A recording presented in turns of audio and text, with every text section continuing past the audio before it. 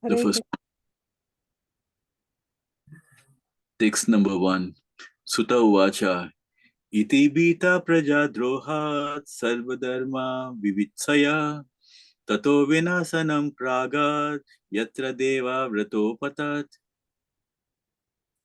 Sutta Goswami said, being afraid for having killed so many subjects on the battlefield of Kurukshetra, Maharaja Yudhishthira went to the scene of the massacre. There, Bhisham Deva was lying on a bed of arrows, about to pass away. Text number 2. Tadate bratara sarve sadasvai swarna bhushitai anvagachan ratair vipra vyasa jomya dayastata. At that time, all his brothers followed him on beautiful chariots, drawn by first-class horses, decorated with gold ornaments. With them were Vyas and Rishis like Domya, the learned priest of the Pandavas, and others. Bhagavan, text number 3. Bhagavan api viprarsi ratena sadananjaya satay vyarochata nripa kuvera iva guhyakai. O sage amongst the Brahmanas, Lord Shri Krishna, the personality of Godhead, also followed, seated on a chariot with Arjuna. Thus King Yudhishthira appeared very aristocratic like Kuvera, surrounded by his companions, the Guhyakas. Text number 4. Drishtva nipatitam bhumau devaschutam ivamaram pranemo pandava bhishmam sanuga sa chakrina saha chakrina. Seeing him, Bhishma, lying on the ground like a demigod fallen from the sky, the Pandava king Yudhishthira, along with his younger brothers and Lord Krishna, bowed down before him. Tatra, text number 5. Tatra brahmarshaya sarve devarshayascha satama rajarsayascha tatrasan drastum bharata pungavam. Just to see the chief of the descendants of King Bharata, Bhisham, all the great souls in the universe, namely the rishis amongst the demigods, brahmanas and kings, all situated in the quality of goodness, were assembled there. Text number 6 and 7. Parvato narado daumyo bhagavan badaranayana brihadasvo bharatvaja shashishvyo renukasuta vashishta indra pramadas tritogrit samadoshita kakshivan gautamo trischa kaushikota sudarshana. All the sages like Parvata Muni, Narad, Dhaumya, Vyas, the incarnation of God, Brahadsava, Bhardwaj, and Parshuram and disciples, Vashisht, Indra Pramada, Trita, Grit Samda, Asita, Kakasivan, Gautama, Arti, Kaushika, and Sudarshana were present. Text number 8. Anyecha munayo brahman brahmarata dayo mala shishyair upeta ajagmo kasya pangarisa daya. And many others like Shukadeva Goswami and other purified souls, Kashyap and Angiras and others, all accompanied by their respective disciples, arrived there. Text number 9. Tan samitan mahabhagan opalabhya vasutama pujayam asa dharmagyo deshakala vibhagavit. Bhisham Deva, who was the best amongst the 8 Vasus, received and welcomed all the great and powerful rishis who were assembled there, for he knew perfectly all the religious principles according to time and place. Text number 10. Krishnam chatat prabhavagnya ashinam jagat ishwaram hridistam pujayam asha mayayo pata vigraham. Lord Shri Krishna is situated in everyone's heart, yet he manifests his transcendental form by his internal potency. This very Lord was sitting before Bhisham Deva, and since Bhisham Deva knew of his glories, he worshipped him duly. Text number 11. Panduputran upashinam prasraya prema sangatan abhyachastanurangasrair andibhutena chaksusa. The sons of Maharaja Pandu were sitting silently nearby, overtaken with affection for their dying grandfather. Seeing this, Bhisham Deva congratulated them with feeling. There were tears of ecstasy in his eyes, for he was overwhelmed by love and affection. Text number 12. Aho kastam aho nyayam yadyuyam dharmanandana jivitam narhata klistam vipradharma chutarasyaya. Bhisham Deva said, "Oh, what terrible sufferings and what terrible injustice you good souls suffer for being the sons of religion personified. You did not deserve to remain alive under those tribulations. Yet you were protected by the Brahmanas, God, and religion." Text number 13. Samstite tirate pandu pritabala prajavadu yusmat krite bahun kleshan prapta tokavati muhu. As far as my daughter-in-law Kunti is concerned, upon the great General Pandu's death, she became a widow with many children, and therefore she suffered greatly. And when you were grown up, she suffered a great deal also because of your actions. Text number 14. Sarvam kala kritam manye bhavatam chayad apriyam shapalo yadvase loko vayur iva ganavali. In my opinion, this is all due to inevitable time, under whose control everyone in every planet is carried, just as the clouds are carried by the wind. Text number 15. Yatra dharma suto raja gadapane vikrodara Krishno Sri Gandhivam Chapam Suhrit Krishna Stato Vipat. Oh, how wonderful is the influence of inevitable time! It is irreversible. Otherwise, how can there be reverses in the presence of King Yudhishthira, the son of the demigod controlling religion, Bhima, the great fighter with a club, the great bowman Arjuna with his mighty weapon Gandiva, and above all, the Lord, the direct well-wisher of the Pandavas. Text number 16. Nahayasya karhichid rajan puman veda vidhi sitam yadviji jnanasya yukta muhyante kavayopihi.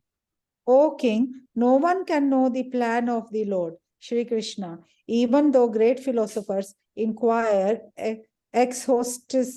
exhaustively, they are bewildered. Text number 17. Tasmad idam daivatantram vyavasya bharatar sabha tasyanu vihito nata pahi praja prabhu. O best among the descendants of Bharata, Yudhishthir, I maintain, therefore, that all this is within the plan of the Lord. Accepting the inconceivable plan of the Lord, you must follow it. You are now the appointed administrative head, and my Lord, you should now take care of those subjects who are now rendered helpless. Text number 18. Esavai Bhagavan Sakshad Adyo Narayana Puman Mohayan Mayaya Lokam Gudascharati Vishrusu. This Shri Krishna is no other than the inconceivable, original personality of Godhead. He is the first Narayan, the supreme enjoyer, but he is moving amongst the descendants of King Vrishni, just like one of us, and he is bewildering us with his self-created energy. Text number 19. अस्यानुभावं भगवान् वेदगुह्यातमं शिवा देवर्षिर्नारदा साक्षात् भगवान् कपिलो नृपा. O king, Lord Shiva, Narad, the sage amongst the demigods, and Kapila, the incarnation of Godhead, all know very confidentially about his glories through direct contact. Text number 20. Yam manyase matuleyam priyam mitram suhritamam akaros sachivam dutam sauhridad atas sharatim. O king, that personality whom, out of ignorance only, you thought to be your maternal cousin, your very dear friend, well wisher, counselor, messenger, benefactor, etc., is that very personality of Godhead Shri Krishna. Text number 21. Sarvatmana samadrusyo hayadvasyasya nahankrite tatkritam mati vaisamyam naravadasyasya naka kvachit. Being the absolute personality of Godhead, he is present in everyone's heart. He is equally kind to everyone, and he is free from the false ego of differentiation. Therefore, whatever he does is free from material inebriety. He is equibalanced. Text number 22. Tatapai ekanta bhakteshu pasya bhupanukampitam yanme sumjajata sakshat krishno darshanam agata. Yet, despite his being equally kind to everyone, he has graciously come before me while I am ending my life, for I am his unflinching servitor. Text number 23. Bhaktya visyamano yasmin vachayan nama kirtayan chajan kalevaram yogi muchante kama karmibi. The personality of Godhead, who appears in the mind of the devotee by attentive devotion and meditation and by chanting of the holy name, releases the devotee from the bondage of fruitive activities at the time of his quitting the material body. Sadeva Devo Bhagavan Pratiksatam Kalevaram Yavadidam Hino Mahyam Prasannaha Saruna Lochana Loshan Mukambojo Jana Patastaturbuja. May my Lord, who is four-handed and whose beautifully decorated lotus face, with eyes as red as the rising sun, is smiling, kindly await me at that moment when I quit this material body. Thank you so much for that wonderful recitation, Rita Mataji, Shyam Prabhuji. Hare Krishna. Hare Hare Krishna. Thank you. Thank you, Hare.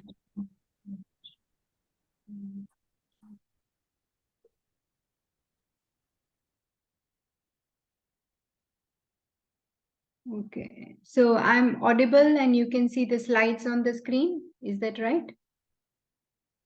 Yes, Mataji. Yeah, okay, fine. So we will start with the recitation of prayers.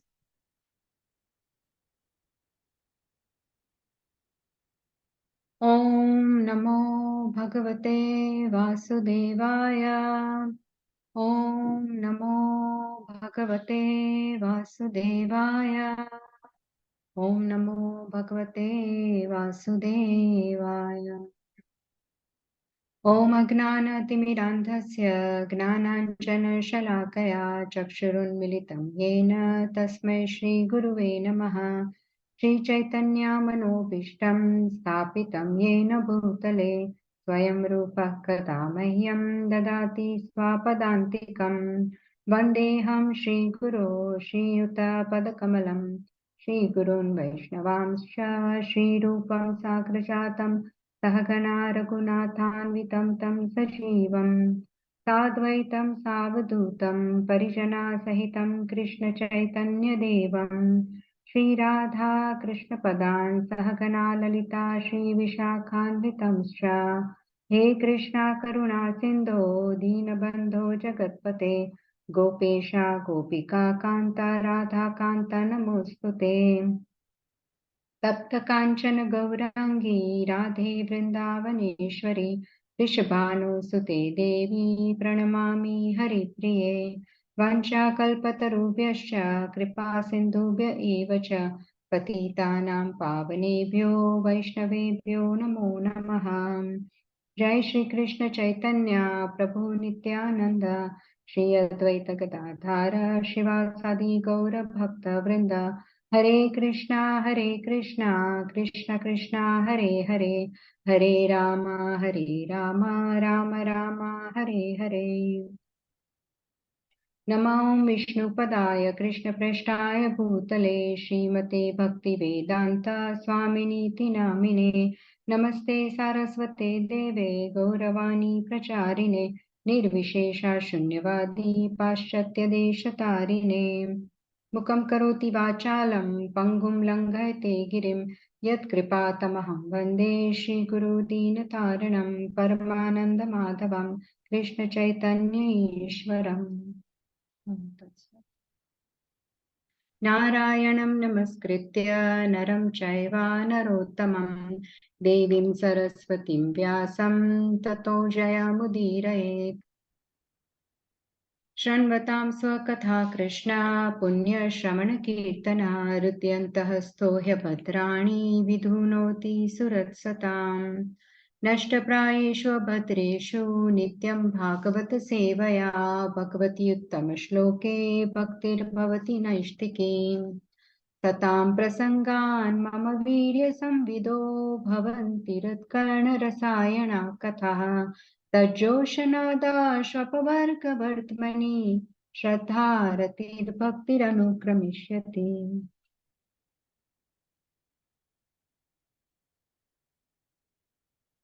Hare Krishna, dear devotees. Welcome to Chad, chapter a day, Srimad Bhagavatam. And I'm very, very happy to be back here, I think after 2.5 months. So it's just very nice to be here in the assembly of all the Vaishnavas, and I seek your blessings so I can speak something today for my purification. So today's verses are chapter 9, 16th and 17th, right? So recite, and anyone wants to volunteer. There are 2 purports also. If you want to read, if someone wants to read, or if there's no one, I will read. न ह्यस्य कर्हिचित् राजन् पुमान् वेद विधित्सितं यद्विजिज्ञासया युक्ता मुह्यन्ति कवयोऽपि हि Synonyms: na, never; he, certainly; asya, his; karhichit, whatsoever; rajan, O king; puman, anyone; veda, knows; vidhitsitam, plan; yat, which; vignasaya, with exhaustive inquiries; yukta, being engaged; muhyanti, bewildered; kavaya, great philosophers; api, even he, certainly. Translation and purport by Srila Prabhupada. Srila Prabhupada ki jai. O King, no one can know the plan of the Lord Shri Krishna. Even though great philosophers inquire exhaustively, they are bewildered. Anyone wants to read purport?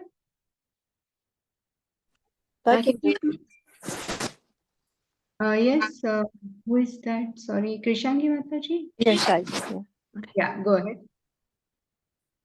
Okay. The bewilderment of Maharaj Yudhishthira of his past sinful acts and the resultant sufferings, etc., is completely negated by the great authority Bhishma, one of the 12 authorized persons. Bhishma wanted to impress upon Maharaj Yudhishthira that since time immemorial, no one, including such demigods as Shiva and Brahma, could ascertain the real plan of the Lord. So, what can we understand about it? It is useless also to inquire about it. Even the exhaustive philosophical inquiries of sages cannot ascertain the plan of the Lord. The best policy is simply to abide by the orders of the Lord without argument. The sufferings of the Pandavas were never due to their past deeds. The Lord had to execute the plan of establishing the kingdom of virtue, and therefore his own devotees suffered temporarily in order to establish the conquest of virtue. Bhishma was certainly satisfied by being the triumph of virtue, and he was glad to see King Yudhishthira on the throne, although he himself fought against him. Even a great fighter like Bhishma could not win the battle of Kurukshetra because the Lord wanted to show that vice cannot conquer virtue, regardless of who tried to execute it. Bhishma was a great devotee of the Lord, but he chose to fight against the Pandavas by the will of the Lord because the Lord wanted to show that a fighter like Bhishma cannot win on the wrong side. Hare Krishna. Hare Krishna. Thank you so much, Krishnangi Mataji. So we will recite the 17th verse, read the purport and then discuss. Tasmadidam daivatantram vyavasya bharatarshapha tasyanu vihito natha natha pahi praja prabho. Synonyms: Tasmat, therefore, idam, this, daivatantram, enchantment of providence only, vyavasya, ascertaining, bharatarshapha, O best among the descendants of Bharat. Tasya, by him, anuvihita, as desired, anatha, helpless, natha, O master, pahi, just take care of, praja, of the subjects, prabho, O Lord. Translation: O best among the descendants of Bharata, Yudhishthir, I maintain therefore that all this is within the plan of the Lord. Accepting the inconceivable plan of the Lord, you must follow it. You are now the appointed administrative head, and my Lord, you should now take care of those subjects who are now rendered helpless. Yes, anyone wants to read the purport? I can read, Mataji. Yes, please, Jyoti Mataji, go ahead. The popular saying is that a housewife teaches the daughter-in-law by teaching the daughter. Similarly, Lord teaches the world by teaching the devotee. The devotee does not have to learn anything new from the Lord because the Lord teaches the sincere devotee always from within. Whenever, therefore, a show is made to teach the devotee, as in the case of the teachings of Bhagavad Gita, it is for teaching the less intelligent men. A devotee's duty, therefore, is to ungrudgingly accept tribulations from the Lord as a benediction. The Pandavas were advised by Bhishma to accept the responsibility of administration without hesitation. The poor subjects were without protection due to the battle of Kurukshetra, and they were awaiting the assumption of power by Maharaj Yudhishthir. A pure devotee of the Lord accepts tribulations as favors from the Lord. Since the Lord is absolute, there is no mundane difference between the two. Hare Krishna. Hare Krishna, Jyoti Mataji. Okay, so wonderful. Here we will see first the breakup of the chapter up to this verse. So 1 to 11 verses, Bhishma welcomes everyone assembled at his deathbed according to time, place and circumstances. Then 12 to 17, Bhishma Dev pacifies and encourages the Pandavas. Thereafter, he sympathizes with their sufferings and influence of irreversible time.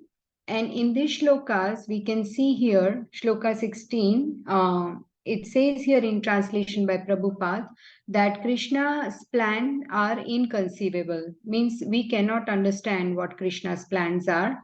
And therefore, the 17th verse says, just accept it and execute Krishna's plan, because as it is, you cannot understand.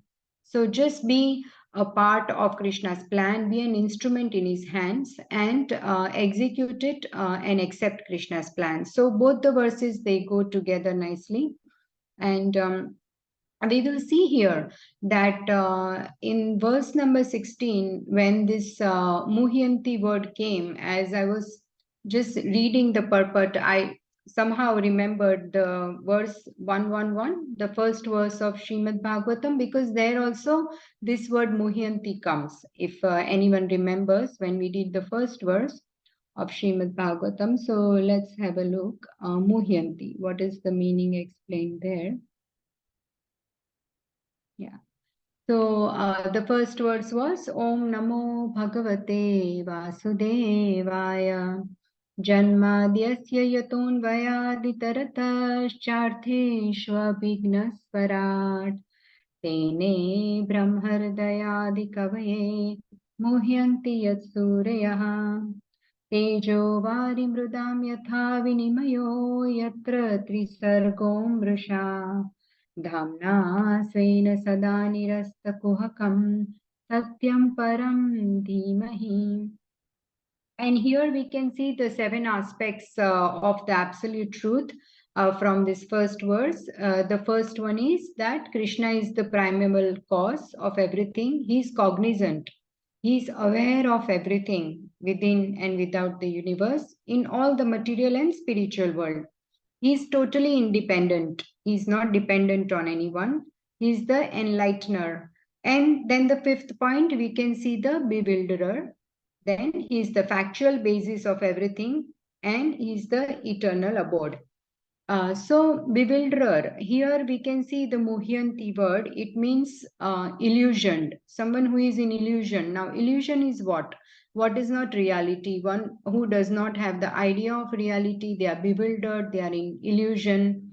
They think of what is not. And even Yat Suryaha. So here Prabhupada gives in the synonym Surya, the meaning is the great sages and demigods. So even great sages and demigods who are so elevated, they are so enlightened, they have so much knowledge of the Vedas, they are so intelligent, even they get bewildered by Lord's activities, his energies, his plans are inconceivable. They cannot be understood by us or by great sages or even devatas. And here in the translation, in the purport, I've taken these lines by Srila Prabhupada, that which is related to Muhyanti. By him, even the great sages and demigods are placed into illusion, as one is bewildered by the illusory representations of water seen in fire or land seen on water. So sometimes when this experience happens and one gets such realization, they think, oh, it looks like there is water on fire or land is seen on water, especially in desert. If you see at a distance, it feels like that actually it's not land, but it's water. But that's not the truth, right? So that's what is called illusion, that what is not. And this is how Krishna can easily put anyone into illusion or bewilder them. And we even know from Brahma Vimohan Leela, right? One of the examples that I was thinking of today is Brahma. Now, Brahma is such an elevated personality. He's the topmost person in the material universe, right? He's the highest planet is Brahmaloka, and he's the master there. And he's the one who went along with the Devatas to the milk shore ocean to invite the Lord, to request him to come to the earth planet to save the earth. And then when Lord comes, Brahma cannot recognize that actually this is this little boy Krishna. He is the supreme personality of Godhead, and Brahma is trying to test his divinity and his supreme position by stealing his cowherd boys and calves and cows. So this is what even Brahma does. He gets bewildered. He does not know the Lord. So how is it possible for any other person who is in the other planets to actually understand, or this planet Earth, how to understand and to know Krishna, because his plans, his energies, they are all inconceivable. So here Brahma says in this verse, Koveti bhuvan bhagavan paratman yogeshwarotir bhavatastrilokyam Kvava katham va kativa kadeti vistarayan kridasi yogamayam. Translation is, O Supreme Great One, O Supreme Personality of Godhead, O Super Soul, Master of all mystic power, your pastimes are taking place continuously in these three worlds.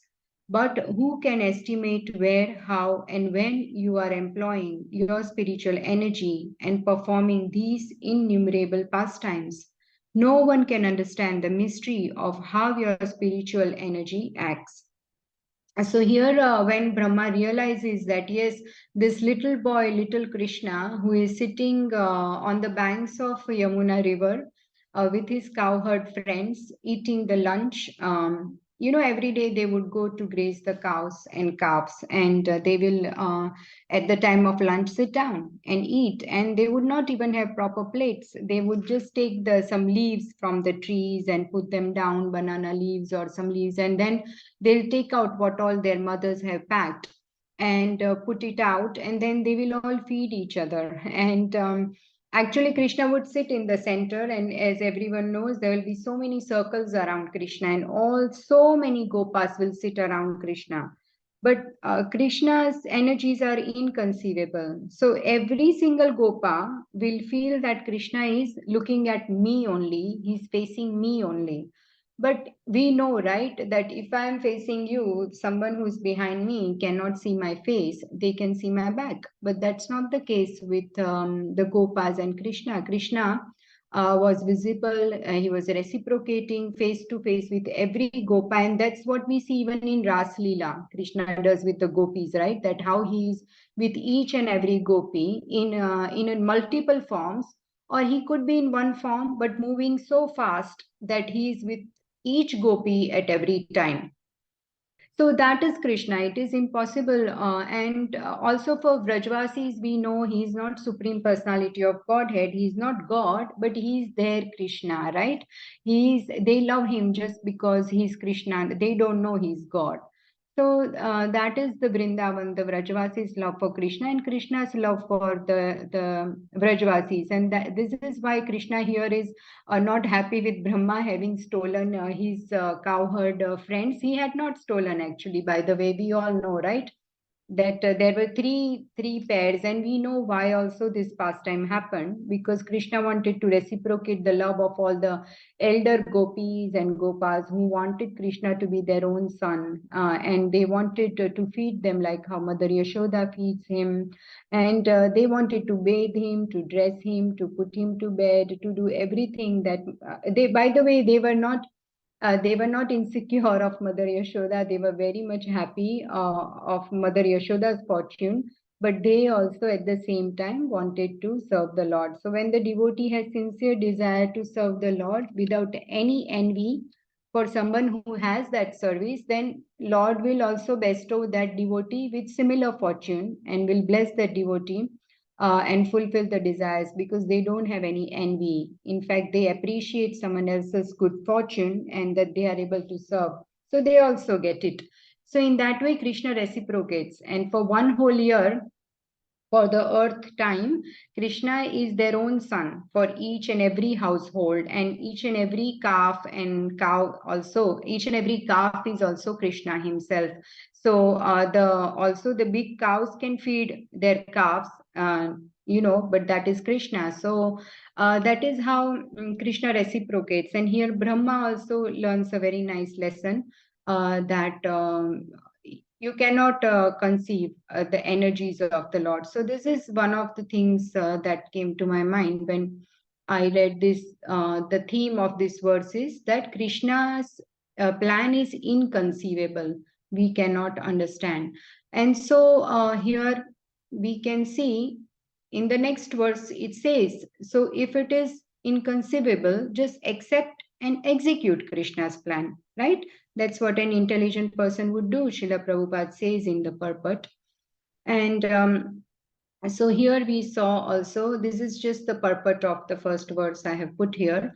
And Srila Prabhupada has very nicely explained also that only because of him, the material universes, they temporarily manifest by the reactions of the three modes of nature, which appears factual, although they are unreal.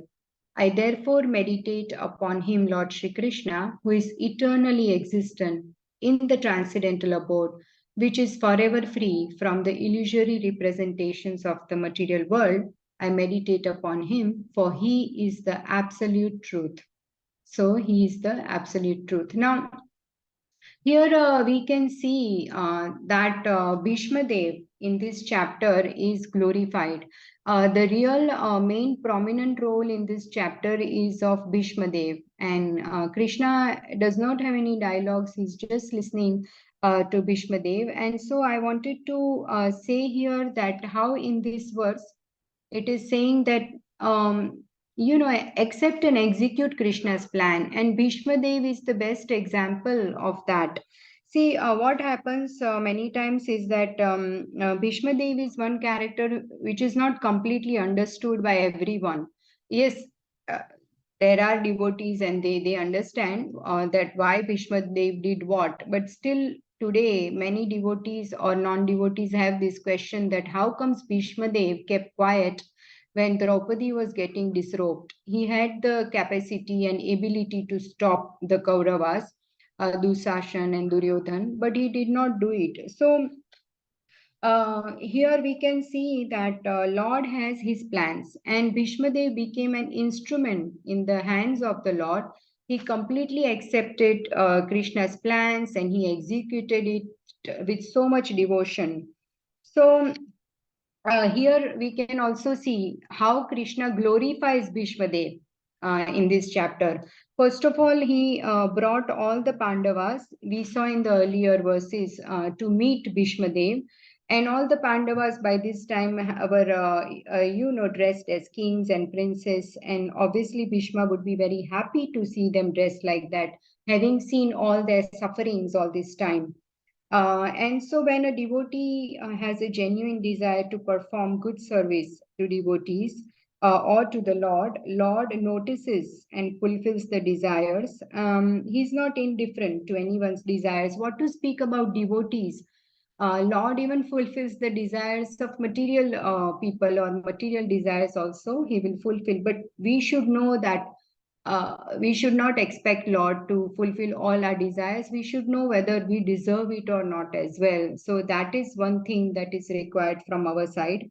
So thus Krishna brings all the Pandavas to Bhishma Dev, and he is on his deathbed. And several great personalities of the universe, they all assembled to meet him, like Narad Muni came, Shukdev Goswami, Jamadagni, Parshuram. They all came to see the departure of glorious Bhishma Dev. And Bhishma also gives his teachings to Yudhishthir Maharaj. And this is how Krishna honored his pure devotee Bhishma Dev, who is also one of the Mahajans, So Krishna is glorifying Bhishma Dev. Bhishma Dev is giving teachings to Yudhishthir Maharaj here. And Krishna, he himself came personally to give him darshan at his departure, right? He is present there. And Krishna, he is the supreme protector, and he retains all the intentions and ability to protect everyone. So we know that Bhima, how powerful he is. He had 10,000 elephants strength in one arm. And we know Arjuna, he had Gandiva bow, and how powerful warrior he is. And Dhritarashtra, he is the king sitting there, but no one could save Draupadi. So, and in the case of Gajendra, also we can see that he is crying in pain for 1,000 years, and all the devtas are watching the fight between Gajendra and the crocodile. But they are thinking he is not calling us. So the devtas, even though they were aware and they had the ability, they did not have the willingness to go and help him. So they did not go. And those who were on the shore, the elephant friends of Gajendra, they were aware and they had the sympathy also for Gajendra, but they didn't have the ability to save him. So all these three things are only with Lord. Which is the ability to protect us, the cognizance, as we see in the first verse, that Krishna is fully cognizant. He is Paramatma within the heart. So he knows what's going on with us. He is aware of our difficulties. He has the ability and intention to help us. And Krishna, so he has the ability, he has the intention, he has the power, and he's aware. So he's the only one with all of these things. And here Bhishmadev acts as an instrument in Krishna's hand, because Krishna wanted to prove that however a powerful a warrior may be, if he stands on the side of adharma, he has to be defeated. So Krishna wanted to establish this principle to the whole world, and to assist Krishna, Bhishmadev personally became instrument in his hands. And Bhishma knows that I am a celebrated warrior. I am even greater than Arjun, but I will be defeated by Arjun by taking the side of adharma. So he voluntarily agreed to fall down to act as an instrument in Krishna's hands. So this is a perfect example how he accepts and executes Krishna's plan so happily, willingly as a service in devotion for Krishna. So Krishna is impressed with his devotion and willingness. And at heart, we know that Bhishmadev at heart is always on the side of Dharma and on the side of Krishna. But he helps Krishna to give message to all of us to follow the dharmic principles. Whoever we may be, if we are on side of adharma, we will be defeated. Thus, Yudhishthir Maharaj is also bewildered here. Now we can see here that in the first verse how it says that Muhyanti Yat Surya, sages and demigods get bewildered. But here Yudhishthir Maharaj in this case is bewildered. He is confused. He feels so much guilt thinking. We saw in previous verses, right? Okay, anyone wants to say what is the guilt of Yudhishthir Maharaj? I am only speaking here. So what is the guilt that Yudhishthir Maharaj is suffering from at this point in this chapter? Hare Krishna, Divya Gaurangi. What I understand about Yudhishthira Maharaj's lamentation, because he thought he killed all the people. You know, there's so many families, all the men are killed, and so there will be a consequence that they will be, you know, without a husband, and how is this going to run? So he thinks he's responsible for all that what happened, and he was really, really feeling distress actually. Yes. And so Arjun, because Arjun, I'm sorry, going a little bit out of the way. Arjun actually really understood Bhagavad Gita so much, you know. So he knew what Yudhishthira Maharaj was going through, and he asked Krishna to speak Bhagavad Gita again. But Yudhishthira Maharaj fell asleep. But now then it was Krishna's arrangement that he wanted to be with Bhishma Dev at the time of when he was passing. Then he said, let's go. Today is the day when he's going. Let's go and go and see Bhishma Dev. He also, because though Bhishma Dev was on the other side, but they have their relation, Bhishma Dev and Krishna has their, wonderful relationship. He wanted us to teach all these things, like God is in charge, So he wanted to teach Bhishma Dev, he wanted to teach Yudhishthira Maharaj, and he wanted to teach us everything. So that's what I just understood, that, why Bhishma, Yudhishthira Maharaj was feeling so sad. It was Krishna's arrangement. Absolutely. Thank you so much, Mataji. Yes, absolutely. Thank you for that insight. As you said, that it is Krishna's arrangement, and both these shlokas are talking about his inconceivable plan and how one should just accept and be part of that plan. So here, Yudhishthir Maharaj, as Mataji explained, that he's feeling guilty and he's feeling really bad that people had to die on the battle, and he was holding all the responsibility.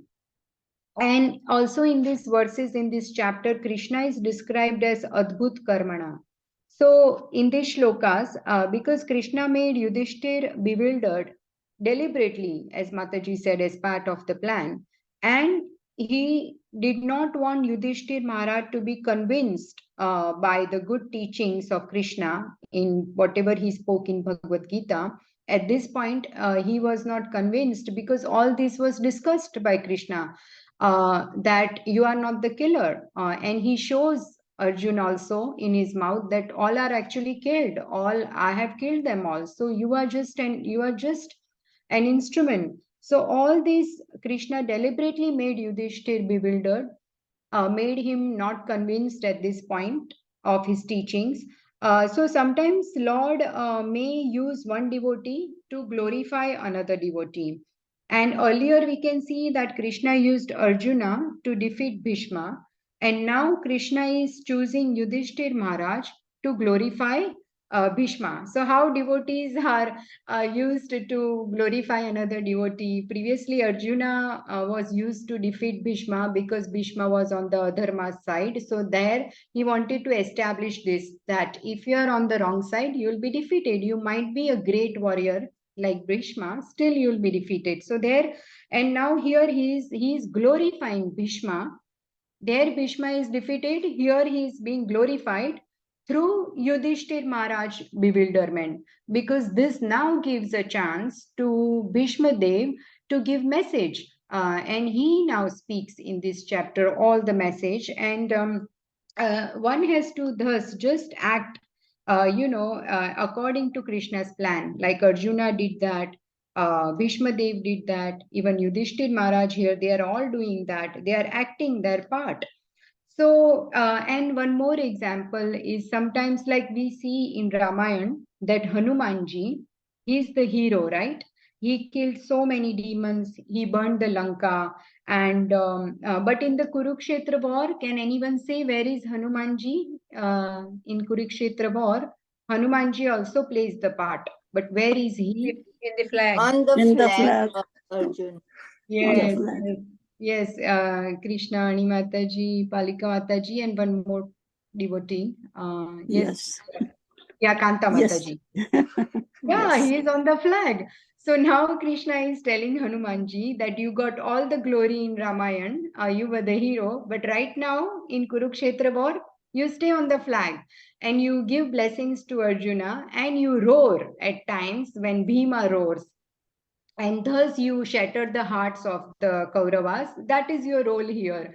So now all the glory in this episode will go to Arjuna, to Bhima of fighting the war, because you had your bit, your part in Ramayana. So this is how, and we know that Hanumanji could have killed all the Kauravas side, the entire thing. The war would have finished in one day probably. That is the strength of Hanumanji. But no, here Lord has some other plan. So everybody is playing their part according to the plan of the Lord, like an instrument in his hands, right? Like when we are cooking, like we are mixing the vegetable or stirring the dal, the instrument is not doing anything. It is just the hand is doing. Instrument is just playing its part. So that hand, the person is Krishna.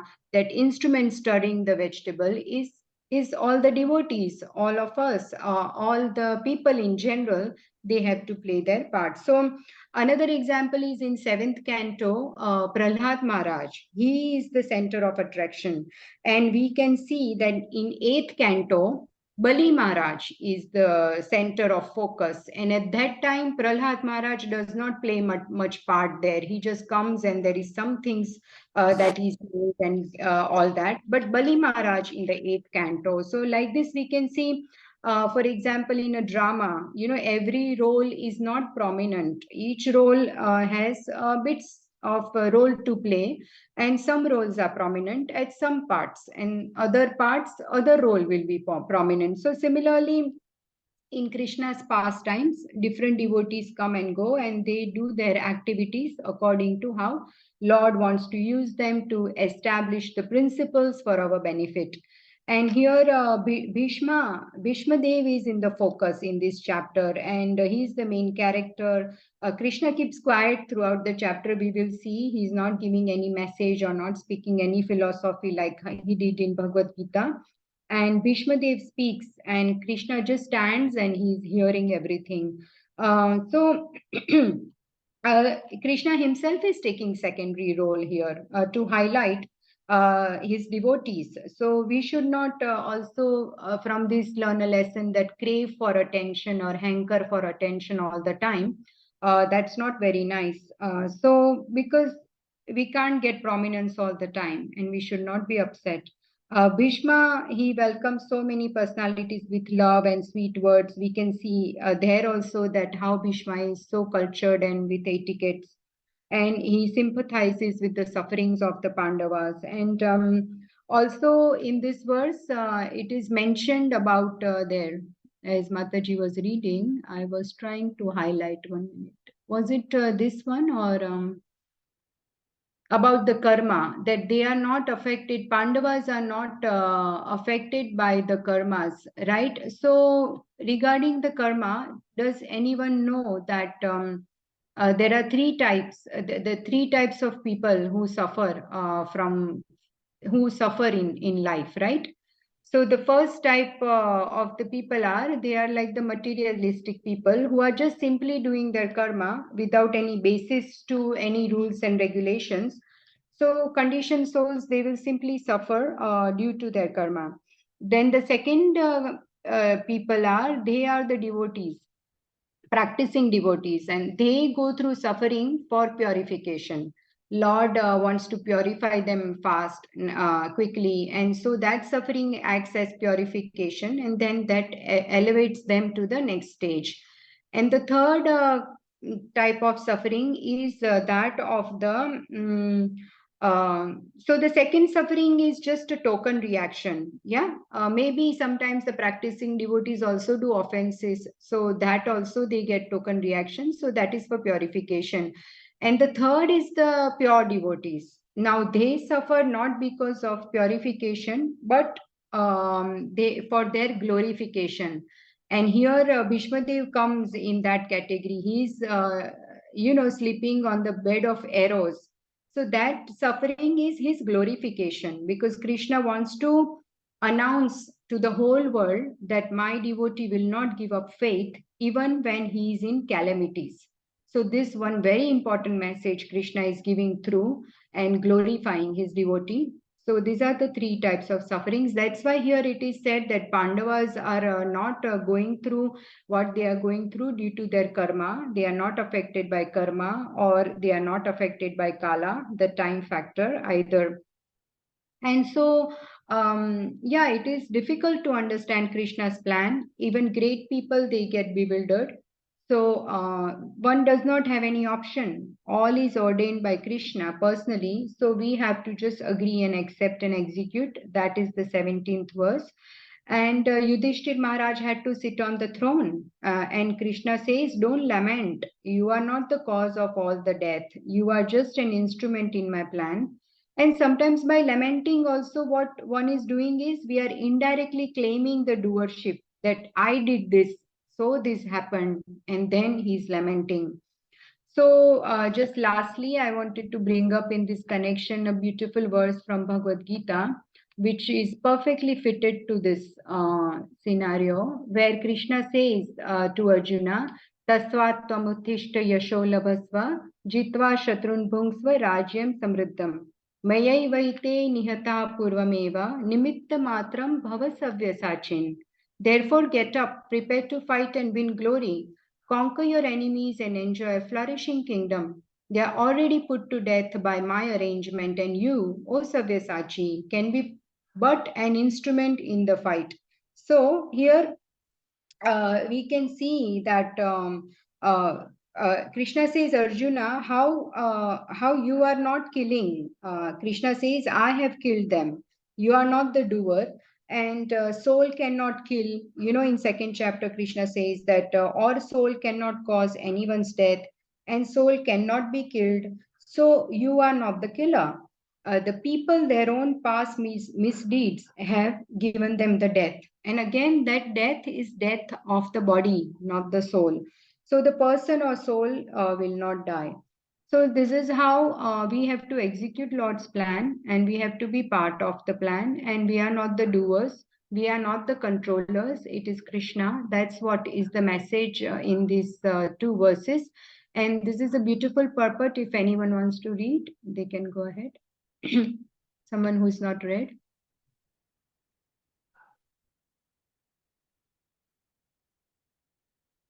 No one wants to read. Can I read, Mataji? Yes, please, Mataji. Thank you. Hare Krishna. Savya Sachin refers to one who can shoot arrows very expertly in the field. Thus, Arjuna is addressed as an expert warrior capable of delivering arrows to kill his enemies. Just before an instrument. Just become an instrument. Just become an instrument. Nimitta matram This word is also very significant. The whole world is moving according to the plan of the Supreme Personality of Godhead. Foolish persons who do not have sufficient knowledge think that nature is moving without a plan and all manifestations are but accidental formations. There are many so-called scientists who suggest that perhaps it was like this or maybe like that, but there is no question of perhaps and maybe. There is a specific plan being carried out in this material world. What is this plan? This cosmic manifestation is a chance for the conditioned souls to go back to Godhead, back to home. As long as they have the domineering mentality which makes them try to lord it over material nature, they are conditioned. But anyone who can understand the plan of the Supreme Lord and cultivate Krishna consciousness is most intelligent. The creation and destruction of the cosmic manifestation are under the superior guidance of God. Thus, the battle of Kurukshetra was fought according to the plan of God. Arjuna was refusing to fight, but he was told that he should fight in accordance with the desire of the Supreme Lord. Then he would be happy if one is in full Krishna consciousness and his life is devoted to the Lord's transcendental service. He is perfect. Yes, thank you, Mataji. Thank So you, there Hare is a Krishna. Hare Krishna, thank you so much. So there is a specific plan being carried out in this material world where we are. And what is the plan? This cosmic manifestation is a chance for the conditioned souls to go back to Godhead, back to home. So that's Krishna's plan for us. And here, Srila Prabhupada explains so nicely that if one is in full Krishna, here is the answer. So how to execute that plan then? How to be an instrument is if one is in full Krishna consciousness and his life is devoted to the Lord's transcendental service, he is perfect. So how to do that also is being so mercifully explained by Srila Prabhupada in the purport, what to do, how to do. And yeah, so 16, Krishna's plans are inconceivable. And 17th verse, today we saw that thus accept and execute Krishna's plan. So any reflections, questions or corrections, dear devotees? It's 8:43. Sorry, I took few minutes more longer. So it's been wonderful to be here today after a long time. And thank you so much for all your wonderful association and all your participation. My humble obeisances to all of you. Hare Krishna, Gaurangi. Hare Krishna. Please Mataji, then accept my obeisances, all glories to Srila. Very nicely elaborated so nicely. It makes so much senses. You know, it's a really wonderful way you explained. And I was just thinking of one of the point, like, you know, like you said, the devotee, they are not really, it is their purification. I was listening to one of the lectures my Guru Maharaj, Sri Brahm Maharaj, His Holiness, Priya Maharaj was giving in Mayapur, and he was talking about why do the, you know, devotee also suffer. And he said it's not the karma, it is the way Krishna wanted other people, because they think, oh, you are devotee, why you are suffering the same way as we do. So what's the point of being Krishna conscious? Krishna wanted them to learn that lesson, you know, or to understand. And that's Krishna's plan. Actually, devotee, they go through purification. It's not their karma. It's not karma when the devotee goes through the difficulty. But the only thing is that by listening to these lectures, listening to the Srimad Bhagavatam, it makes you more stronger. That yes, I'm suffering due to my body. Of course, body will suffer. Body is not, it's three modes of, it's material, so it will perish. So we just have to be strong and understand and always think it is Krishna's plan and not to be disturbed so much. Well, these Bhagavatam, coming to Bhagavatam class, it helps me to realize that actually I'm going through a lot of physical difficulty and it has been a bit difficult, but to see that, it is Krishna's plan. It's purification. So it's really wonderful the way you have, they pointed out the whole thing, how Yudhishthira Maharaj was put into difficulty to understand, to give us this knowledge. It is all Krishna's plan. How you also mentioned how Arjuna was put into, illusion. Yudhishthira Maharaj was put into illusion. Bhishma Dev was, but the only thing is that Bhishma Dev really understood that. That is because he's very, very knowledgeable, very spiritually, and very special devotee. So he understood it perfectly. I mean, that's why he could lie down in the bed of arrow in the last time, and he was just waiting for Krishna to come there, and on the last time is leaving the body. Yeah. It's so nice. Thank you very much indeed. Well done. Thank you, Mataji. It's all in the purports, and hearing Shiksha and Diksha Guru's classes helps me to purify for my own benefit. So I try to do that. I've been really missing this seva because I've been away and it's a different time zone. So it's 2:15 a.m. here where I am, 2:17 a.m. But Where are you? Where are you? I'm in India, Mataji. So, but Oh. that's why I haven't been facilitating. And but no, I don't know. I thought I want to. I really want to be, with devotees and be here with our, group. I miss the chat group. So, it was. It's Krishna's mercy that I didn't fall asleep or anything in the class. So it was good. Very nicely explained. I really appreciate very much. And yeah, thank you, Mataji. Thank you all the devotees like in the chat also for the encouragement. But yes, this is what Machitta Madgata Prana we want to try and do. And when I do this service, I mean, I always speak for me, where all the lessons are there, and all what Srila Prabhupada is telling us what to do. I feel it's for me.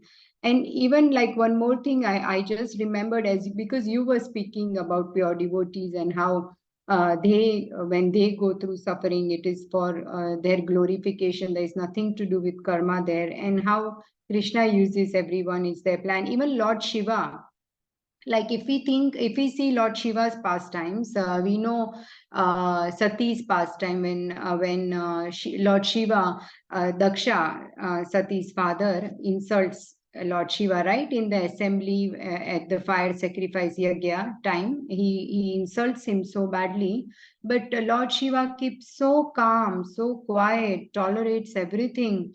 It is his followers who actually do not tolerate, and then there is cursing from their side and counter cursing from Daksha's followers, and all that happens later on. But we can see that how Lord Shiva is so composed and so calm, and he's such a graceful personality there. And then on the opposite, we can see the Bhrigu Muni pastime, where he's trying to establish who is the Supreme Lord.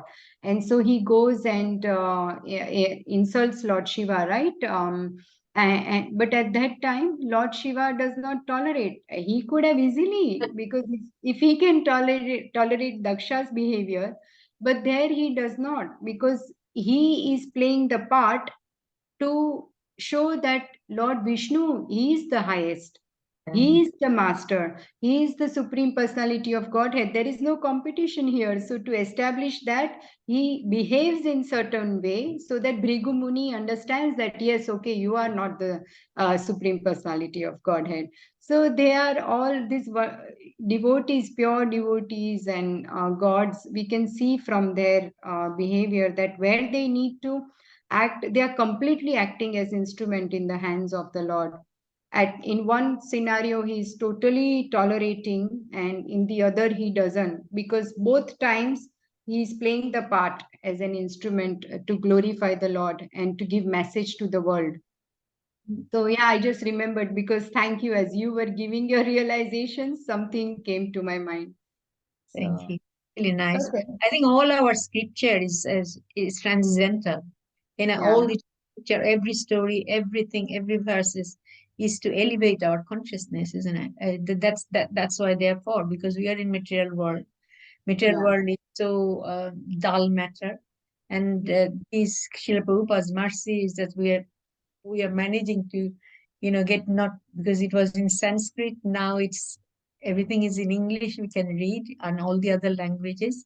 So it's just to elevate our consciousness. Srila Prabhupada is just so wonderful, pure devotee. He's just, his Yeah. heart is melting for our condition.